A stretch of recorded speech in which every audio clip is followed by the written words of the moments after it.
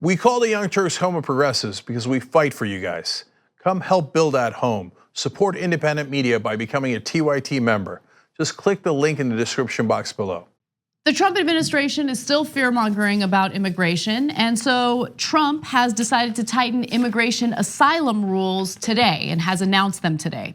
So according to the Washington Post, the administration announced new measures that would deny asylum to migrants who enter the country illegally. So anyone who enters through anything other than a port of entry would be entering illegally, and those people were still considered possible candidates for asylum in the past. But under what Trump wants to do, that would not be the case.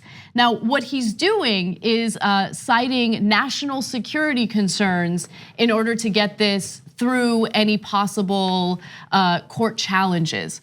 The restrictions rely on authorities invoked by the president to implement his travel ban in early 2017. So he's using the same reasoning in order to get to sell this.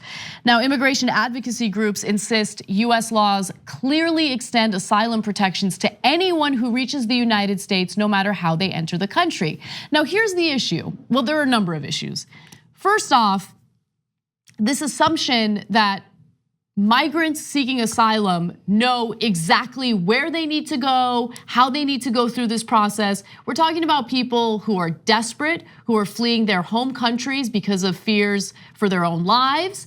And so are they like sitting on a computer doing extensive research on the right way to enter the country as they're fleeing for their own safety? Probably not.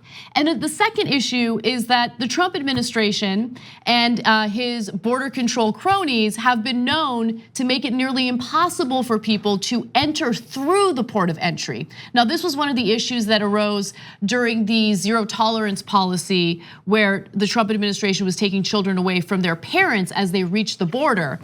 The argument was, well, they're entering the country illegally, but there were individuals working at the border who were essentially blocking them from going through the port of entry. And that seems to be happening here as well. Now, privately, Homeland Security officials acknowledge the new restrictions are unlikely to achieve the kind of immediate deterrent effect the White House desires. Yeah, there's no surprise there. And also, US Customs officers have been limiting the number of people allowed to approach the pedestrian entry lanes, a tactic known as metering that has triggered challenges in federal court. And that's what I was referring to earlier. So that's cute, right? They're like, if you don't go through a port of entry, we'll immediately deny your asylum claim. If you do go through a port of entry, we'll block you. Oh, okay, well, we appreciate that. Now, think about this. Now, it's easy to demagogue against immigrants coming in from Latin America to white evangelical voters in specific. They're the ones who vote for Trump and Republicans in the greatest margins. Because they play white identity politics. They go, scary brown people, look at them coming in. So let me use a different example and see if you still think that this is a good idea. So imagine that there was a Christian who was being persecuted by a fundamentalist Muslim government, and he was going to be killed. So he ran away to avoid beheading and got to our country, but didn't know how to enter. He got somehow got past the border, okay? But thank God he made it. Would we send him back to get beheaded? Absolutely.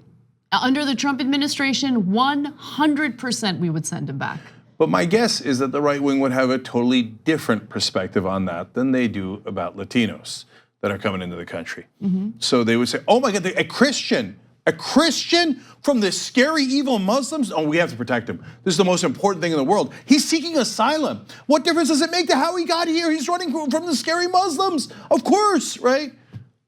But when it's people running away from violence in Honduras, yes, brown people. I think you're giving them too much credit. I don't think they care at all whether it's refugees seeking asylum from Latin American countries or someone coming from a Muslim majority country. They want them out. They're the others, they're the brown people, they're the scary foreigners. Meanwhile, we do nothing about the American terrorists that reign terror here in the United States on a regular basis. We do nothing about these mass shooters. We do nothing about people who carry out acts of political violence here. And I'm not talking about protesters, the same people that Republicans cry and whine about, people who have not carried out acts of violence. I'm talking about right-wing terrorists in the country who have carried out acts of violence. We do nothing about them. Those are the real threats, but we do nothing about them. So just understand this law, it's not a law, of course. If he wants this law changed, he should actually ask Congress to change it. But this rule that Trump is considering would mean that if somebody's running away, a Christian suffering persecution under any government who would be killed because of his religion, they would be sent back. That's the rule. That's the rule. We don't care. You came in illegally. That's it. By the way, the Jews that came during the Holocaust, we did send them back. And under this rule, we would send them back again.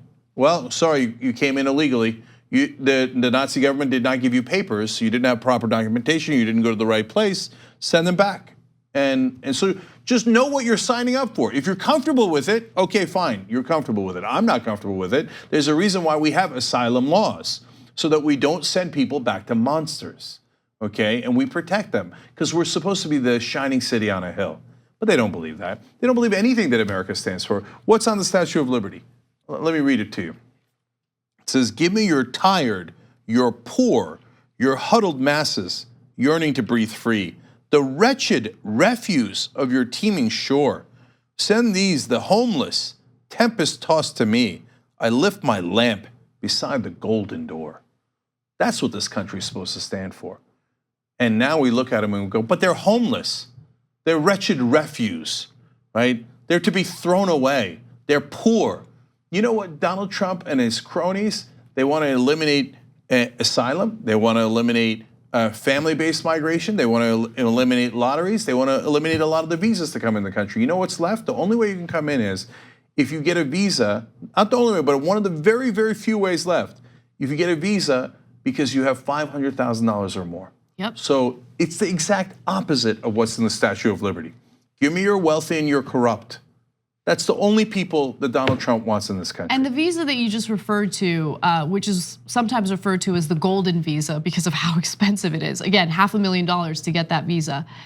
Remember, early on in Trump's presidency, the Kushner family got in trouble because they went to China and started offering those golden visas in return for $500,000 in investments in their properties here in the United States. That's what they're all about. That's why they're not targeting those visas, because they use those visas to enrich themselves. This is why Trump's conflicts of interest happen to be a huge problem, but no one cares. Yeah, that's why I mentioned the corrupt. Okay, they use it for corruption, the Trump family does.